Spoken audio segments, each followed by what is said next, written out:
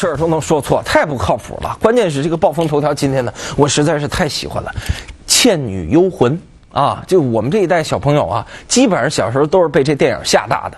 我记得晚上当年看过了这个，就是电视台播完之后，晚上怎么都睡不着觉。你像小朋友哪有失眠的呀？晚上睡不着，就老觉得有个鬼啊，在我们家那楼梯走上来，来进我们家门呀，还多次把我爸叫醒，说有鬼来了。我爸当时表示也很崩溃，这孩子真是不能再看电视了。《倩女幽魂》有新版了，昨天的古天乐跟刘亦菲出席电影《倩女幽魂》的记者会，这次是一个全新版嘛，在重拍的嘛。当然了，重拍电影肯定要比较了。之前王祖贤加上张国荣的这个版本过于经典，刘亦菲也说呢，你比较这个不可避免，但是我也不怕比较，因为担心这个事儿啊也没有什么意义。关键故事现在又是一个全新的宁采臣跟小倩的故事，希望全新的组合、全新的故事内容能给大家带来一个全新的鬼故事，能把大家全新的吓一跳。由叶伟信执导，古天乐、刘亦菲、惠英红等人主演的全新版本《倩女幽魂》日前举办发布会。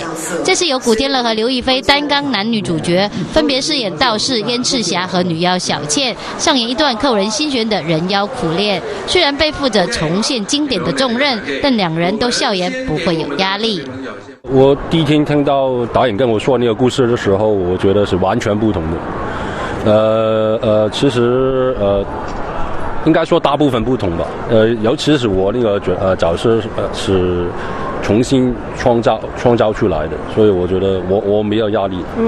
而且我演得很开心。其实我在演的时候并没有想那么多，而且也没想到这个问题，就直到现在大家每天都在问我，才意识到其实我们整个团队都很勇敢，因为没有任何的束缚。然后我演这个角色也是在跟我自己比，我跟我自己，我看我能不能突破自己的一些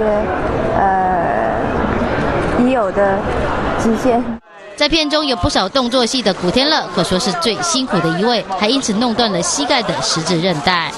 其实是一个很普通的动作，但是没有想到就是那个动作真的会受伤。我受伤之后2天，有一个人才跟我说，你不如去看看医生吧，可能有机会会断了那个十字韧带。所以但是看完医生之后，他真的跟我说我真的断了，我才相信。我开始的时候完全没有想到会那么严重。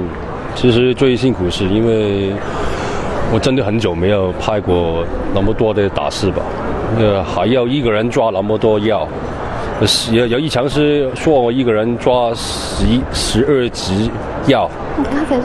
对，所以我觉得很辛苦。